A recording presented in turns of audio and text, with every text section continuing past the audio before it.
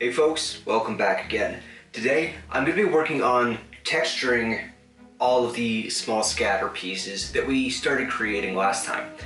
I'm going to be doing sort of the traditional tinfoil ball method to start, but I'm also going to be using a heat gun on all of the foam elements of these small scatter pieces, which is something I have not worked with a lot. It's not really something I've done much before, and I'll explain that a little later why I'm doing that.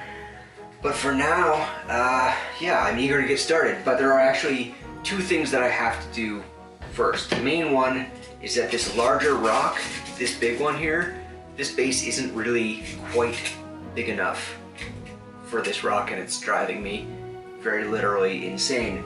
So I'm gonna fix that first. And I'm also just keeping a craft knife with me so that if I come across any shapes or just anything on these that doesn't look quite how I want it to yet, then I can trim that up as I go along as well. All right, just gonna dive in.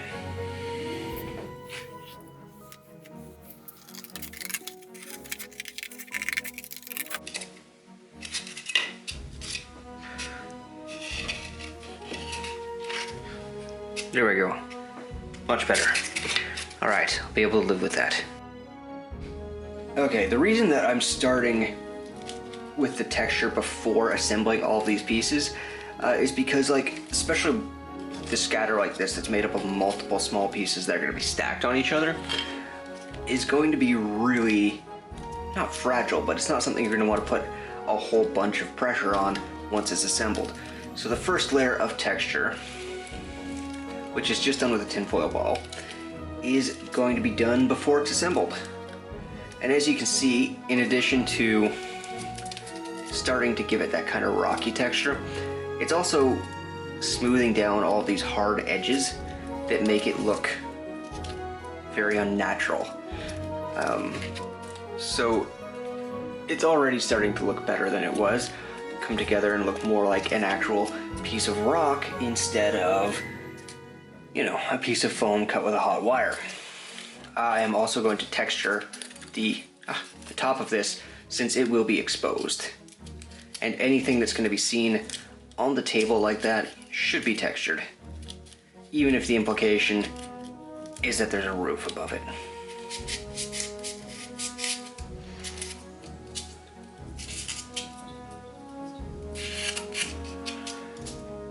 Okay, so here's one sort of a knife safety tip. You'll always hear people say, you know, never cut towards yourself.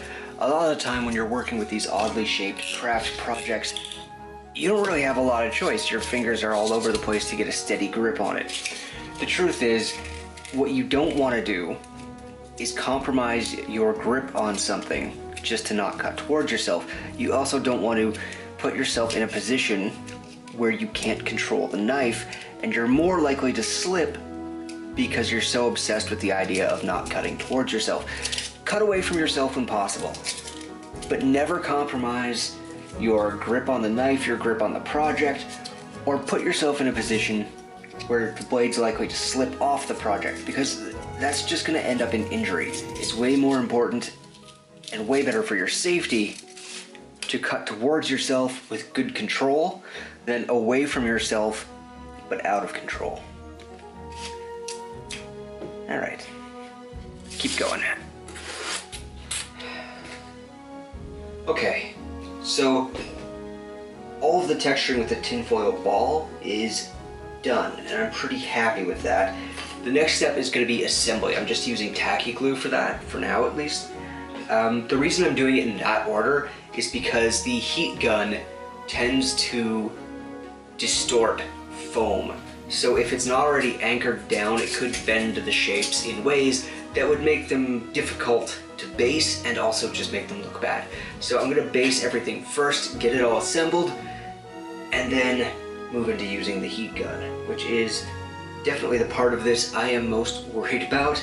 It's not a tool I'm super familiar with. I've only used it like twice before.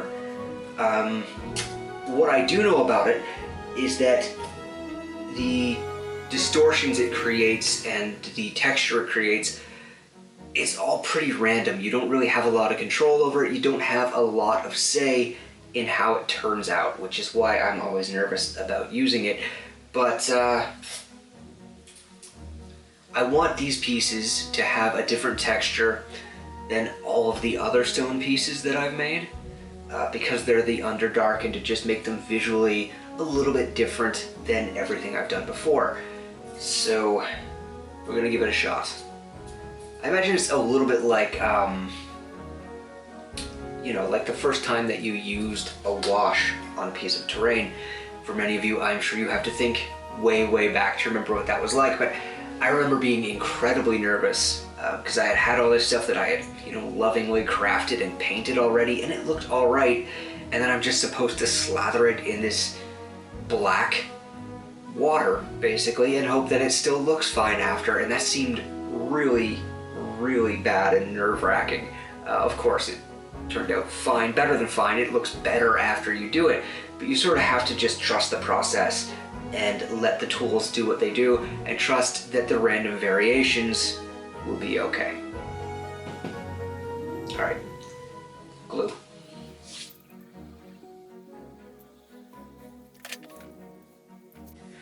Now, this is going to be probably the most delicate of all of the pieces because it's 3 separate foam bits glued together.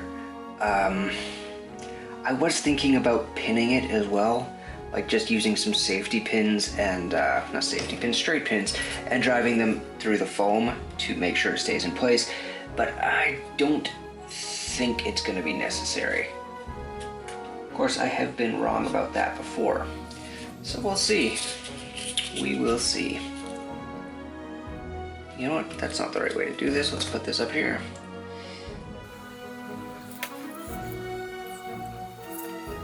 Alright. Not bad. Not bad. Now we just gotta do the rest of it.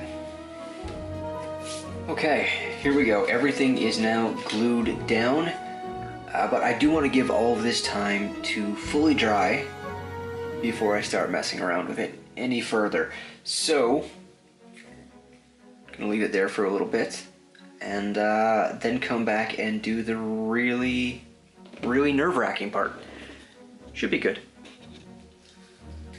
Okay, I'm back. I just went and got dinner started, did some dishes, and the glue is, I mean, it's not gonna be totally dry, but it's tacky glue.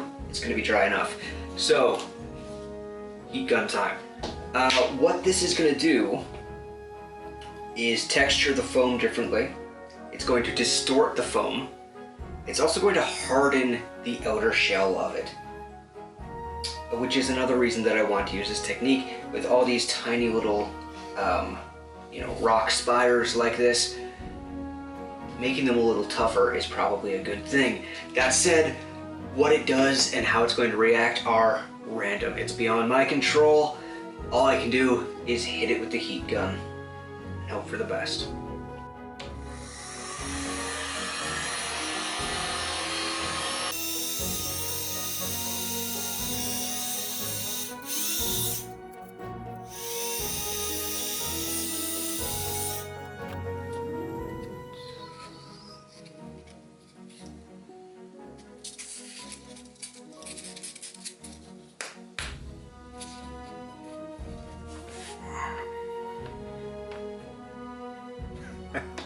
Okay, it looks like the heat gun is also puffing up my cutting mat, which is fine. It will go back down. I've had the same thing happen before when you use like epoxy resin that generates heat. It will make the cutting mat puff up. That's fine. I'll just move the cutting mat out of the way and try again. Okay, I have also just realized that I should be wearing a mask for this. So, I'm gonna put a mask on, and I'm gonna get started again on this, and there probably won't be much commentary for the rest of this, because it's not much fun talking through a mask.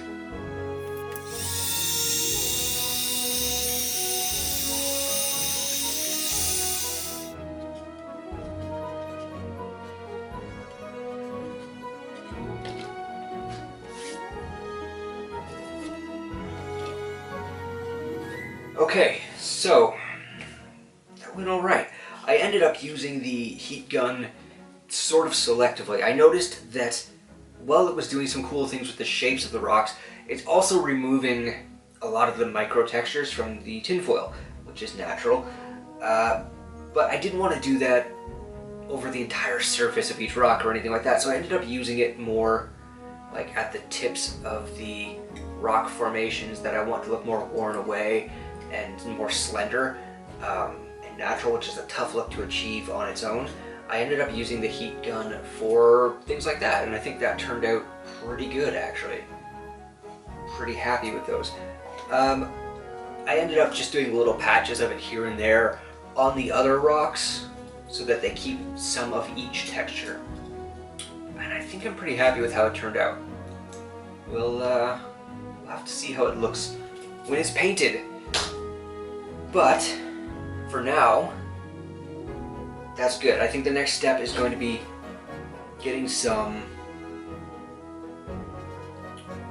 texture, like some sand, some gravel onto the bases to give those a little more to work with, but also getting towards mushroom time, having to sculpt all kinds of mushrooms, and I don't actually know how I'm going to do that yet. Now, some of you did leave recommendations in the comments of the previous video. Thank you for that. I am going to check out all those videos, and I think if not the next video, then the one after, it's just going to be testing different methods for making fungus. So you got that to look forward to. Thank you for watching.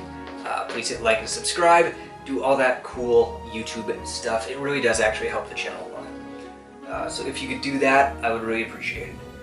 Thanks. See you on the next one.